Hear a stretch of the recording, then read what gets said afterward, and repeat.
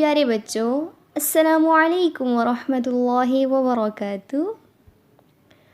پیارے رسول خاتم النبیین حضرت محمد مصطفیٰ صلی اللہ علیہ وآلہ وسلم نے فرمایا، من قال لا الہ الا اللہ دخل الجنہ، من قال لا الہ الا اللہ دخل الجنہ، من قال لا الہ الا اللہ، جو شخص لا الہ الا اللہ کہے گا، دخل الجنہ، وہ جنت میں داخل ہوگا۔